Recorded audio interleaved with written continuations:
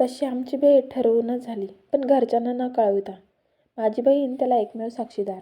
तसे स्थळ arrange marriage through आलेले, पण दोघांचेही आईवडील गावी आणि आम्हाला भेटण्याची भलतीच घाई. शेवटी मॉलमध्ये भेटण्याचे ठरले. कारण बाहेर कुठे भेटलो असतो तर कोणीतरी बघण्याची आणि उगाच गैरसमज होण्याची भीती जास्त. भेटण्याचा दिवस उजाडला.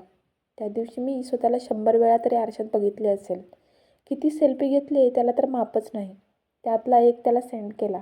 त्याच्याकडून हवा तो स्माइली आला आणि मी भलतीच खुश झाली. त्या डब्ल्यू ब्रँडच्या कुर्ती आणि ब्लॅक जीन्समध्ये मी भलतीच खुलली होती. ते नंतर भेटल्यानंतर त्याने सांगितले. तो दिवस खूप स्लो जात होता. लक्ष सर्व घड्याळाकडे. कधी 5:30 वाजणार आणि मी निघणार. शेवटी वाजलेच. मी पटकन वॉशरूममध्ये जाऊन थोडा टचअप केला. त्याच्या मेसेज चालूच होते आणि ते वाचून मी गालात उगाच हसत होते. मी भरभर खाली उतरले. त्यावेळेस माझे ऑफिस परेलमध्ये होते आणि मुंबई मला भलतीच जवळची, त्यामुळे वातावरण माझ्या आनंदी मूडला साथ देत होते.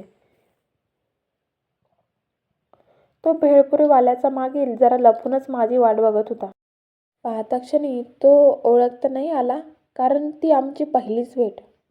फोटोत बघितले होते, पण फोटो खऱ्या चेहऱ्याला तितकासा न्याय देत नाही. त्याला पाहता क्षणी काळजात धस झाले.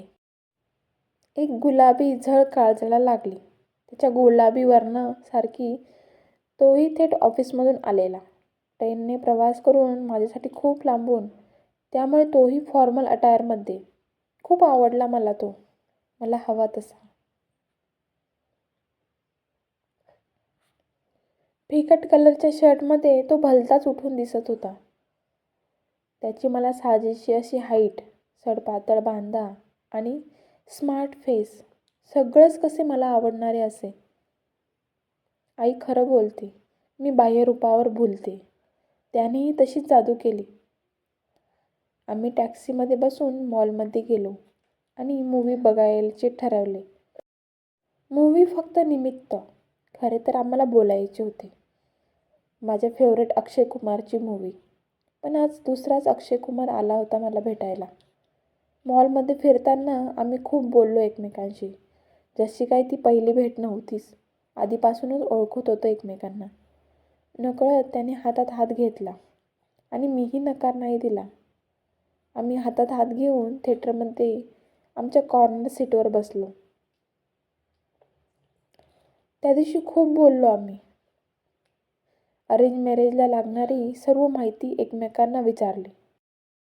आणि हो, एकमेकांना जणू काही आपसुकच होकार दिला. घरच्यांना न विचारता आमची मने कधीच एकमेकांमध्ये अडकून गेली होती आणि कधीच एकमेकांना साथीदार म्हणून निवडले होते. खूप काही बदलले होते या पहिल्या भेटीमुळे. धन्यवाद. कथा आवडल्यास चॅनलला लाईक, शेअर, सबस्क्राईब नक्की करा. भेटूया पुढच्या कथेमध्ये. तोपर्यंत तुमची काळजी घ्या.